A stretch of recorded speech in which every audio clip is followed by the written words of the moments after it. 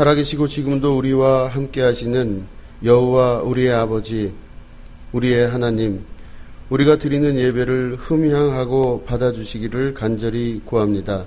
하나님, 이 자리에 좌정하여 주시고 예배드리는 모든 성도들 한 사람 한 사람과 함께 하셔서 주님의 거룩한 임재를 경험하는 축복과 은혜의 시간 되게 하여 주시옵소서. 감사드리며 예수님의 이름으로 기도드립니다. 아멘. 찬송 452장 함께 하시겠습니다.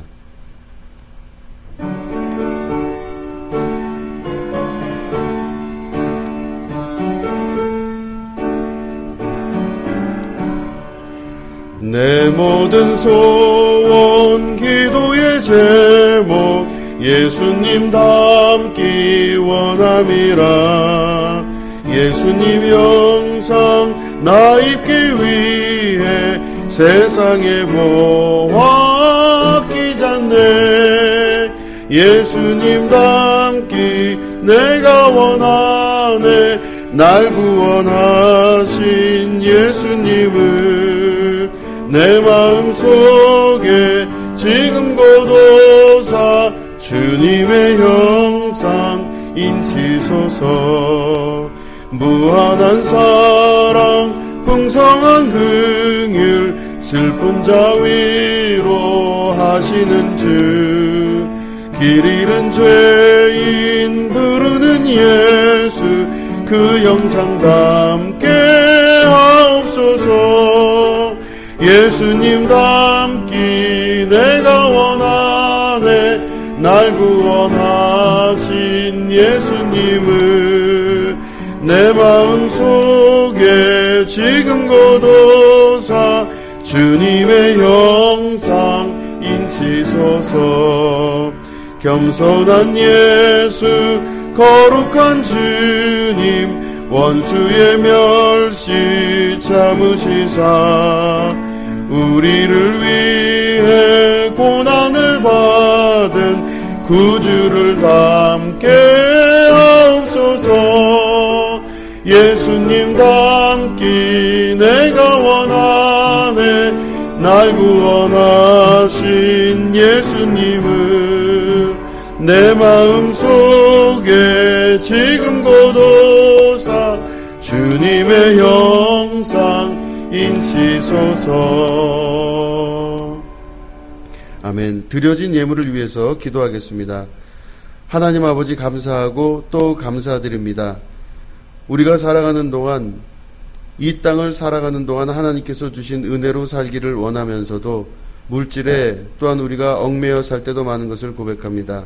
또한 이런 여러 가지 어려운 시기로 인하여서 우리의 물질적인 부분과 삶의 여러 가지 부분들이 어려움을 당한 경우도 있는 것을 고백합니다.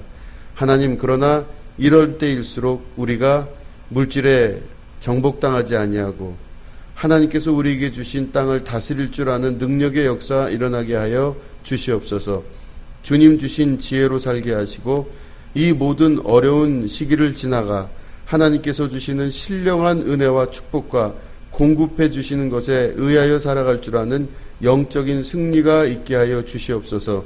특별히 예물 드린 손길들을 기억하여 주시고 기도의 제목 위에 안수하셔서 하나님께서 그 모든 것 위에 주님의 개입하심의 역사를 이루어 주셔 하나님께 감사드리는 만큼 또 그 감사가 실제가 되는 축복의 역사가 있게 하여 주시옵소서.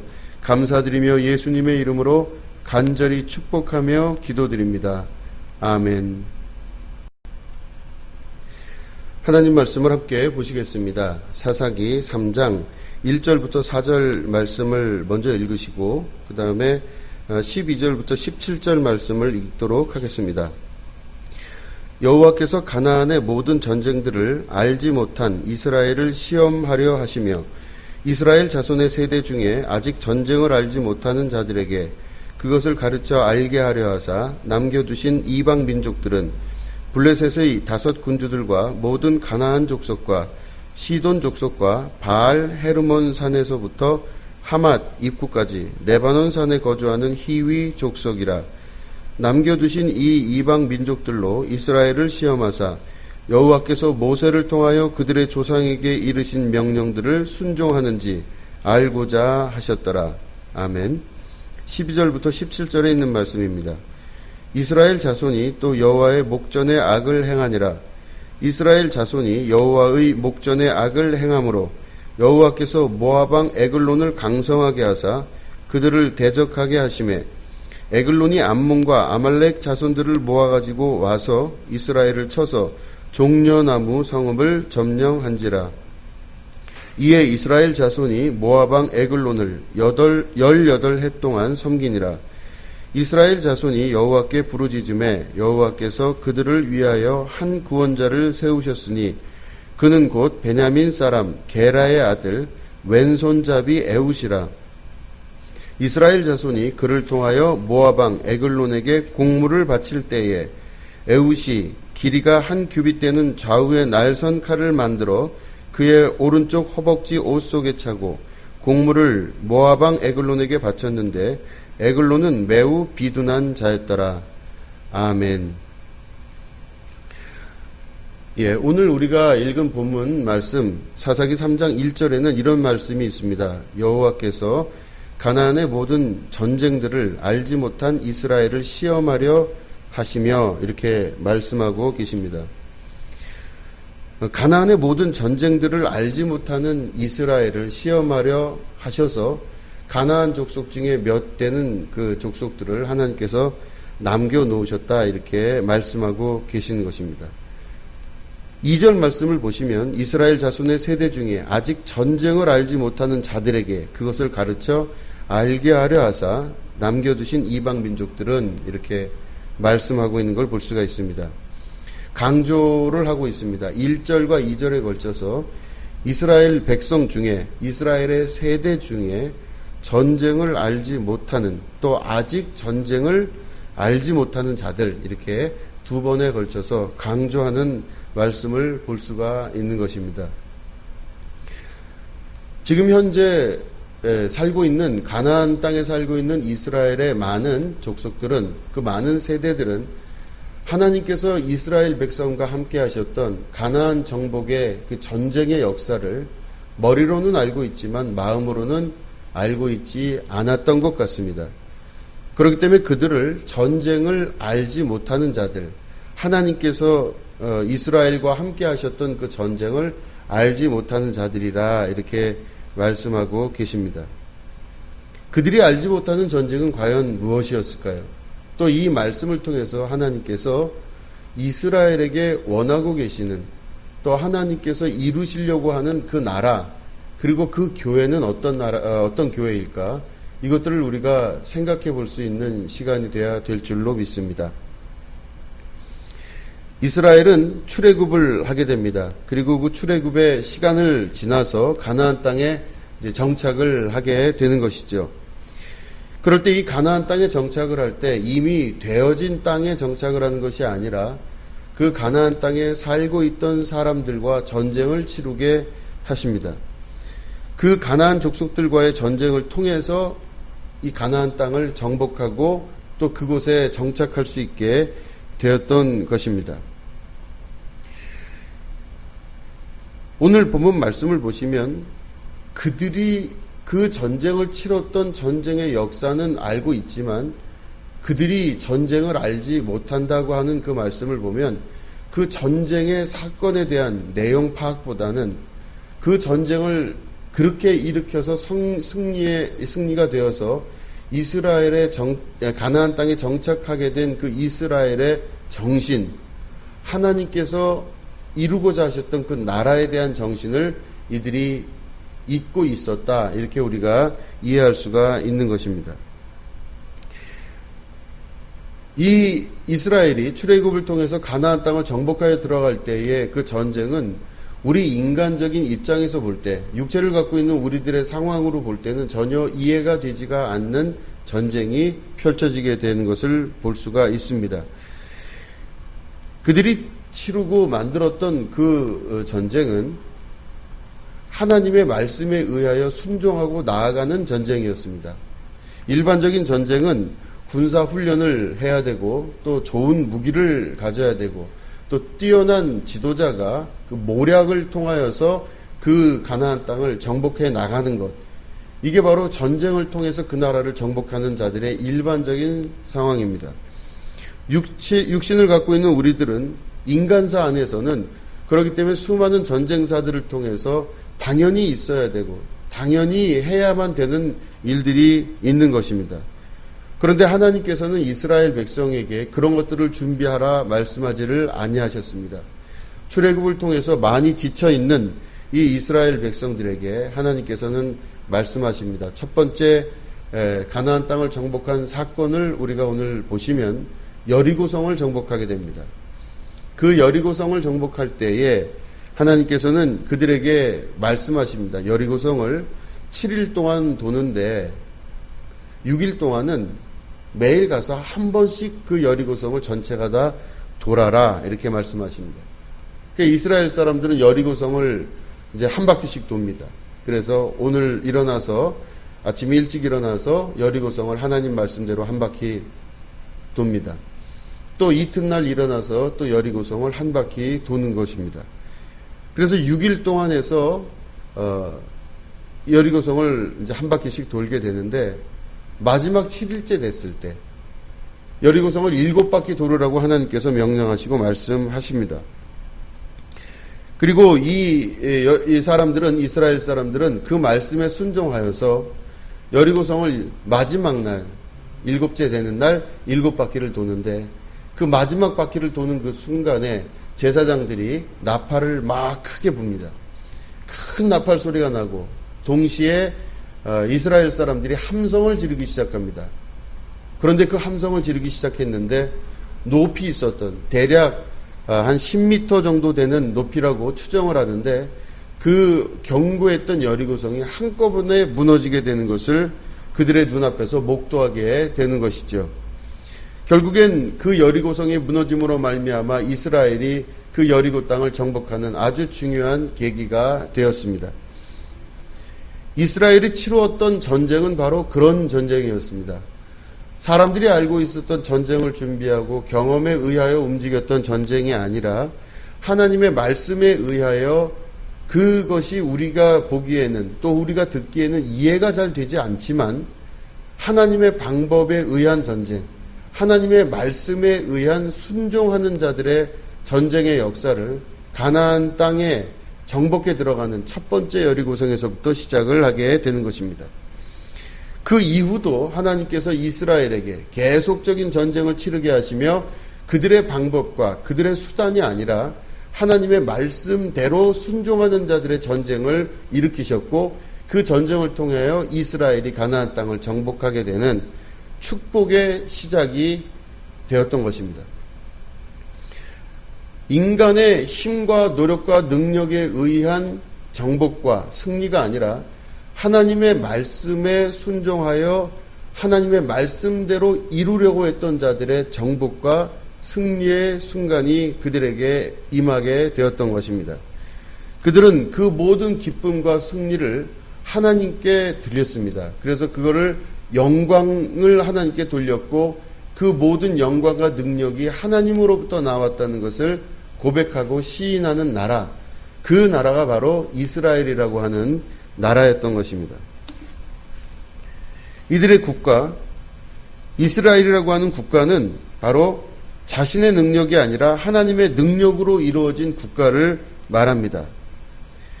우리의 국가, 나의 국가 혹은 나의 교회는 또 우리의 교회는 우리의 능력에 의해서 이루어진 교회와 국가와 자신이 아니라 하나님의 말씀에 순종한 자들의 승리의 역사 그리고 그로 인해서 이루어진 국가와 교회와 우리 자신이 되어야만 되는 것입니다. 우리들은 바로 그 이스라엘의 역사를 함께 영적으로 지고 가고 있는 작은 이스라엘들이라 볼 수가 있습니다. 그러나 그런 이스라엘이 하나님의 통치와 하나님의 지혜와 하나님의 능력에 의하여 이루어지고 또한 건설되는 그 나라가 바로 이스라엘인데 그러한 이스라엘이 조그마한 기회가 생기기 시작하면 그들에게는 하나님을 떠나 자신의 힘으로 살려고 하는 그리고 또 그것으로 인하여 자기가 원하는 신을 택하고 자기가 원하는 종교를 자기가 스스로 선택하는 그래서 이들은 끊임없이 하나님께서 원하시는 국가와 하나님의 나라가 아니라 내가 원하는 국가와 내가 원하는 나라, 내가 원하는 신, 내가 원하는 종교를 이루고자 하는 욕심들이 끊임없이 생기게 됩니다. 이들은 조금이라도 기회가 생기면은 자기들이 원하는 신을 만들고 혹은 찾고 구하고 나아가게 됩니다. 하나님의 주권이 회복되고 하나님의 나라가 이루어져야 되는 그 국가와 민족과 개인임에도 불구하고 하나님께서 특별하게 이스라엘을 다른 민족과 구별하여 그들을 하나님의 나라의 백성으로 만드신 이유는 바로 그 이스라엘이 하나님의 나라가 되어야 되기 때문에 그렇게 계획하시고 만들어 가셨던 것입니다. 그런데 그들의 삶은 하나님의 나라와 하나님의 국가 그리고 이 모든 영광이 아버지께 가야 된다고 하는 것을 잊어버리고 자기들이 분리된 존재로서 하나님을 떠난 존재로서 자기들만의 삶을 개인적으로 살기 원하는 내 능력과 내 힘과 내 능력으로 살기 원하는 자기 자신이 주인된 삶을 계속 요구하고 만들어가는 삶을 산 것입니다. 조금만 기회가 되면 그 일들을 이루려고 했던 이스라엘이 오늘 말씀 안에서도 보이게 되는 것입니다. 이 모든 이유는 인간 안에 내면적으로 자리 잡고 있는 하나님을 떠나고자 하는 마음, 그리고 하나님을 떠나 하나님과 동등됨을 취할 곳으로 여기고자 하는 아담과 하와의 유혹이 우리 안에도 유전적으로 계속 남아있는 것을 볼 수가 있는 것입니다. 결국엔 우리가 하나님으로부터 창조되고 하나님은 우리를 하나님의 자녀들로서 삼아주셔서 모든 것을 공급하시고 이루시려고 하는 하나님의 나라가 이루어져야 되는데 그것이 아니라 우리들 나름대로의 삶을 살고자 하는 하나님과 떨어져 분리되고자 하는 마음들을 끊임없이 우리가 가지고 있고 또 그렇게 살고자 한다는 것입니다. 이스라엘도 역시 그랬습니다. 그래서 이스라엘은 우상을 섬기고 또 이방신을 섬기기 시작하며 하나님을 떠난 자들의 삶을 살기 시작했습니다. 그래서 하나님은 이 모든 하나님의 나라를 이루고자 하시는 그 이스라엘을 건국하고자 하시는 하나님의 뜻 안에서 봤을 때 하나님은 그 사람들의 능력과 힘을 요구하지를 아니하십니다. 우리들의 강력한 힘과 우리들의 정말로 달란트와 우리의 노력과 우리의 수고가 중요한 것이 아니라고 하는 것입니다. 우리의 어떤 능력이 중요한 것이 아니라고 하는 것입니다. 하나님이 무엇이 부족하셔서 능력이 없으셔서 능력 있는 나를 택한 것이 아니라고 하는 것입니다.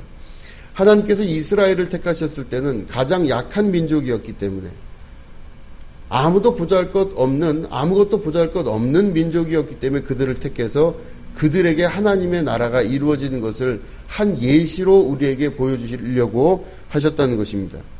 그래서 하나님은 하나님의 나라의 백성들을 선택하여 부르실 때 약한 자들을 통하여서 그들을 통하여 강한 자들을 부끄럽게 하신다는 말씀을 우리에게 하십니다. 고린도전서 1장 27절부터 29절을 보면 그러나 하나님께서 세상의 미련한 것들을 택하사 지혜 있는 자들을 부끄럽게 하려 하시고 세상의 약한 것들을 택하사 강한 것들을 부끄럽게 하려 하시며 하나님께서 세상의 천한 것들과 멸시받는 것들과 없는 것들을 택하사 있는 것들을 폐하려 하시나니 이는 아무 육체도 하나님 앞에서 자랑하지 못하게 하려 하심이라 이렇게 말씀하고 계십니다. 우리가 두 번째 읽었던 말씀을 보면 에훗이라고 하는 선지자를 하나님께서 택하십니다. 에훗이라고 하는 선지자 그 바로 앞에 무슨 단어가 나오냐면 왼손잡이라는 단어가 나옵니다. 왼손잡이 에훗, 이 선지자를 택해서 하나님께서 하나님의 나라를 다시 이스라엘을 일으키려고 하십니다. 왼손잡이라는 말은 지금과는 좀 다른 의미를 가지고 있습니다. 본문의 왼손잡이라는 말은 오른손이 없거나 장애를 가지고 있다는 뜻도 포함이 됩니다. 지금과는 좀 많이 다른 의미를 가지고 있죠. 이스라엘은 항상 오른손 그리고 장자를 뜻할 때도 오른손을 말하고 있습니다. 강력한 힘은 다 오른손에서 나온다고 생각을 했습니다. 그런데 만약에 왼손잡이가 있다 그러면 그 왼손잡이는 가장 약한 자이며 그리고 사회적으로 적응할 수 없는 존재들을 말하는 것입니다. 에웃이라고 하는 이 선지자도 왼손잡이라고 하는 것을 그 앞에 쓴 것을 보면 가장 약한 지도자였으며 가장 약한 사람이라고 하는 그 뜻이 그곳에 들어가 있습니다. 굉장히 뛰어나고 무언가 대단한 사람을 선지자로 세우시는 것이 아니라 가장 약한 존재, 어찌 보면 그 당시로 봤을 때는 장애를 가지고 있는 그 사람이 바로 에웃이었는데 그를 통해서 하나님께서 자신의 나라를 다시 한번 만들어 가시는 것을 볼 수가 있습니다. 적어도 레위나 유다 지파 정도 돼야 정치와 종교에 좋은 위치를 차지할 수 있었습니다. 그런데 또 보면은 이 에웃이라고 하는 사람이 레위 지파나 유다 지파가 아니었습니다. 그 정도 좋은 지파의 사람이 아니라 베냐민 지파의 후손이었다고 말씀하고 계십니다. 베냐민 지파는 12지파 중에서 가장 약한 지파를 라고 볼 수가 있습니다. 베냐민의 원래 이름은 베니게라고 하는 이름입니다. 이 이름은 슬픔의 아들이라고 하는 뜻이죠. 이 베니게라고 하는 베냐민의 원래 이름은 라헬이 이 베냐민을 낳으면서 죽게 됩니다. 그래서 너무너무 슬프고 마음이 아픈 아들이라 자기의 가장 사랑하는 부인을 잃은 그 야곱이 붙여준 이름이 바로 베니게라는 이름, 슬픔의 아들이라는 이름이었습니다. 그런데 이 베니게라는 이름이 그 이후에 벤 야민이라는 뜻으로 바뀌어 부르게 됩니다. 벤 야민이라고 하는 뜻은 바로 뭐냐면 벤은 아들이라는 히브리어고 야민이라고 하는 건 오른손, 하나님의 강한 붙드심이라고 하는 뜻입니다. 베니게라고 하는 가장 슬픔의 아들이라고 하는 그 이름의 뜻이 가장 약한 아이였고 가장 그 중에서도 제일 밑에 있는 아이의 그 이름이 베니게였었는데 가장 약한 자의 그 베니게라는 이름을 벤야민이라는 이름으로 바꿔 부르게 된 그것은 바로 하나님의 오른손, 하나님의 강한 붙드심의 아들이라는 뜻으로 그 이름이 바뀌게 되는 것을 말합니다. 베니게에서부터 베냐민으로 이름이 바뀌게 된 그 뜻은 가장 약한 자를 들어서 가장 강하게 쓰시는 하나님의 상징적인 의미가 그곳에 들어가 있는 것이죠. 그런데 이 에웃이라고 하는 왼손잡이 선지자도 베냐민 지파 사람이라고 볼 수가 있습니다. 이 베냐민 지파는 그래서 가장 약한 자이며 육신으로 볼 때는 가장 슬픔이 많은 자이며 가장 고통받는 자이며 어디서든 대접받을 수가 없는 육신의 모습을 갖고 있는 그 존재가 베냐민으로 이름이 바뀌게 되는, 그래서 베냐민 지파의 뜻은 가장 약한 자가 가장 하나님께서 붙드시는 강한 자로 거듭나야 그 인생이 변화가 되는 삶을 말하는 것입니다. 그 지파 안에서 가장 약한 자였던 왼손잡이의 에웃이라는 선지자를 통해 하나님께서 이스라엘을 구원의 방주 가운데로 다시 이끄시는 것을 볼 수가 있는 것입니다. 우리의 인생을 한번 돌아보시면 좋겠습니다. 우리가 스스로 자랑할 것이 없거나 힘들고 어려운 삶을 살면서 가장 약하다고 느껴지는 그 순간 우리는 그것이 가장 약하다고 우리 스스로 컴플렉스라고 생각하거나 어렵다고 생각하는 그 모든 것들이 하나님 나라에서는 바로 이걸 통하여서 강한 자들을 부끄럽게 하시는 역사의 변화를 이끌어 가시는 것을 볼 수가 있습니다. 왼손잡이 에웃을 통해서 강한 자들을 부끄럽게 하셨던 하나님, 베니게라고 하는 가장 슬픔의 아들이며 가장 약한 존재를 통해서 가장 강한 존재들을 부끄럽게 하시는 벤야민, 하나님의 강하신 오른손으로 붙드시는 하나님의 아들이라는 그 뜻으로 인생이 변화되어 나가는 것, 이게 바로 하나님의 뜻이며 하나님의 의라는 것을 볼 수가 있습니다. 하나님은 우리가 가장 약할 때 우리를 부르시는 분이십니다. 우리가 가장 힘들고 어려운 그 순간에 우리를 부르셔서 가장 약한 자를 불러서 가장 강한 자들을 부끄럽게 하시고 미련한 자를 택해서 지혜로운 자들을 부끄럽게 하실 정도로 그 지혜가 출중하게 하시는 하나님의 나라, 그 나라가 바로 이스라엘이라고 하는 하나님께서 세우시는 나라인 줄로 믿습니다. 저와 여러분 모두가 가장 약한 존재일 때 오히려 그 약한 것이 우리에게 강함이 될 수 있었다고 하는 것은 하나님의 나라가 약한 자를 들어서 강한 자를 부끄럽게 하시는 이스라엘이라고 하는 하나님 나라의 계획과 목표가 분명하기 때문에 가능한 일이라 볼 수가 있습니다. 여러분 모두가 지금 약하시다면 혹은 힘드시다면 하나님을 의지하시고 하나님의 나라를 향해 나아가시게 되기를 축원드립니다. 하나님의 거룩한 나라는 나의 약함으로부터 시작된다는 걸 믿으시고 하나님의 말씀에 순종하는 그 나라가 가장 강력한 나라이며 하나님의 뜻에 의지하여 순종하는 자가 가장 강력한 나라라는 것을 다시 한번 우리 마음속에 새기며 하나님 말씀하여 주십시오. 제가 그대로 살겠습니다. 이렇게 순종하며 나가는 여러분 되시기를 축원드립니다. 힘들고 어려운 이 시기를 지나는 동안 우리가 더욱더 약해지고 혹은 약함이 드러나는 시기일 수도 있습니다. 그러나 그런 것에 굴복하지 아니하시고 오늘도 역사하시는 거룩하신 하나님의 음성을 들으시고 그 말씀을 믿고 의지하여 이 모든 삶의 과정을 승리하며 나가는 여러분 되시기를 주님의 이름으로 축원드립니다. 기도하겠습니다.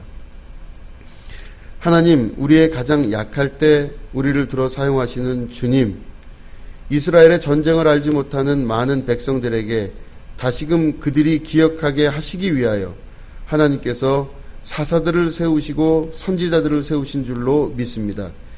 하나님, 전쟁을 기억하는 자가 되게 하시고 그 전쟁의 가장 중요한 목적과 의의는 우리의 힘과 능력으로 그 땅을 다스리고 정복했다는 것이 아니라 하나님의 능력과 하나님의 힘과 하나님의 지혜로 모든 승리가 우리에게 왔다고 하는 것을 증명하며 사는 그 삶인 줄로 믿습니다. 오늘 우리가 가장 약할 때입니다.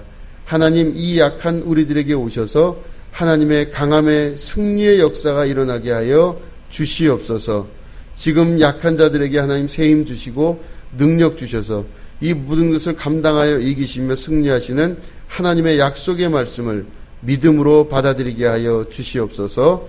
지금은 우리 구주 예수 그리스도의 은혜와 하나님 아버지의 지극하고 무궁하신 사랑과 성령님의 감화감동 축복 교통 역사하심이 오늘 이 흩어진 모든 교회들, 예배 가운데 함께한 모든 교회들 위에 지금부터 영원히 함께 하옵시기를 간절히 축원하옵나이다. 아멘.